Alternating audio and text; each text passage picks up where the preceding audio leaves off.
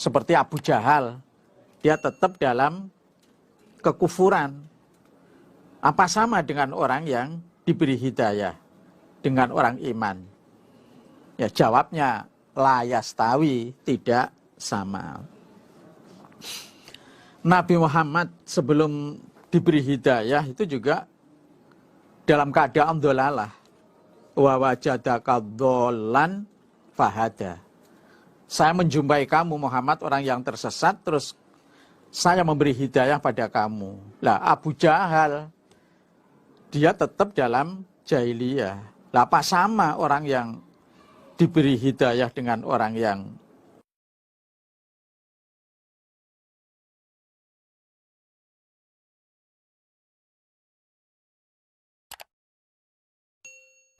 ngaji ngawur mawon ngakune ulama nafsirke wa wajadaka dhallan fahada dengan mengatakan Kanjeng Nabi Muhammad itu termasuk orang yang tersesat sebelum dikasih petunjuk. Kaya ngono kok dieloni kuwi cangkem apa? Bosok.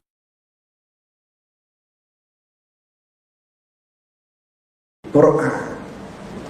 Makanya kalau ada orang mengatakan yuk kembali pada Al-Quran, omong kosong kalau dia lihat terjemahan.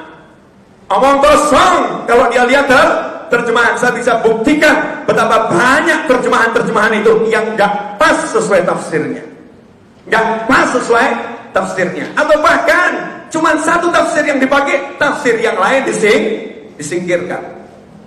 Saya nggak ngomong terjemahan Depak ya, karena tiap orang buat versi terjemahan tersendiri. Itu pernah terjemahan surat Al-Duha, dan kami temukan engkau wahai Muhammad dalam keadaan tersesat sehingga kami berikan petunjuk kepadamu. Wajadaka dhallan fahada. Ngeri nggak? Terjemahannya gitu. Wajadaka, dan dia menemukan engkau wahai Muhammad dalam keadaan tersesat, fahada, maka dia Allah memberi engkau hidayah. Saya nggak tahu terjemahan versi Depak seperti apa, tapi yang saya temukan terjemahan seperti itu. Ini ngeri atau nggak ngeri? Ini namanya pelecehan kepada Nabi Muhammad Sallallahu Alaihi Wasallam. Sejak kapan Rasulullah tersesat? Nabi nggak pernah tersesat. Nabi nggak pernah.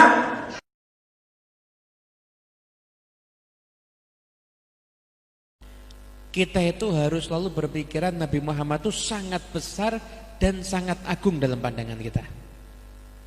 Sangat besar dan sangat agung dalam pandangan kita. Nah, gimana dengan itu ayat dalam surat Ad-Duha?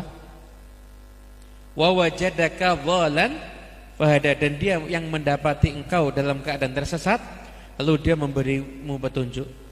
Apakah ini berarti Nabi Muhammad itu pernah tersesat? Nabi tersesat kemudian dapat petunjuk. Sama tuh, jadi sama kayak ada preman minum minuman keras, zina, habis itu dia akan tersesat jalannya terus dapat petunjuk. Nabi Muhammad gitu, sama? Beda. Yang berpikiran begitu itu berarti kurang belajar.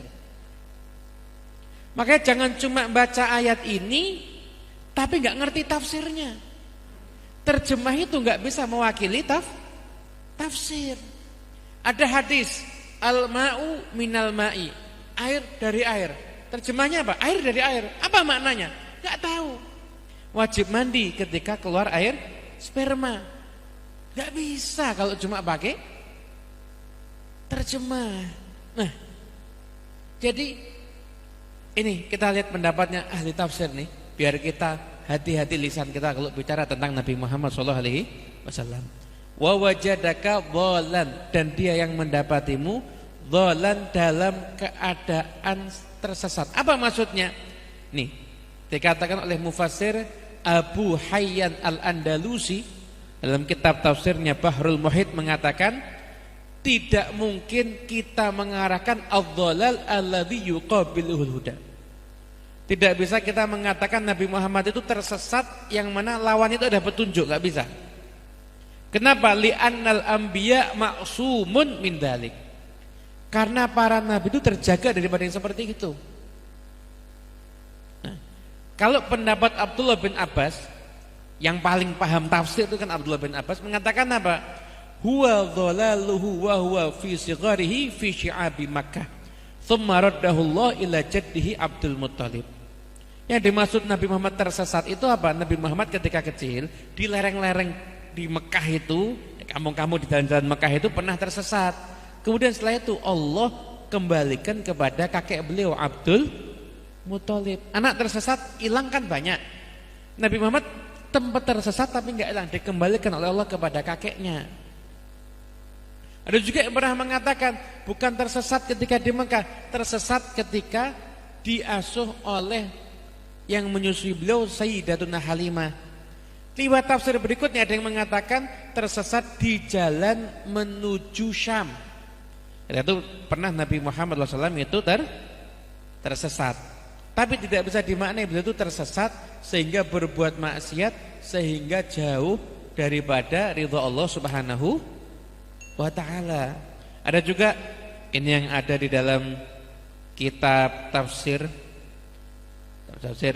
Ibn Jauzi itu dikatakan, kemudian apa maksud maknanya wa wajadaka dhalan fahada wa wajadaka fi qaumin dhulalin fahadaka litauhid wan nubuwah. Engkau ini didapat Allah di kaum yang tersesat. Akhirnya Allah memberikan petunjuk kepadamu untuk bisa mengesahkan Allah dan jadi nabi. Apakah ini mendiskreditkan Nabi? Enggak kan? Malah di tafsir yang lainnya juga disebutkan yaitu bahwasanya yang dimaksud adalah Nabi Muhammad SAW itu berada di kaum yang dolal, tersesat.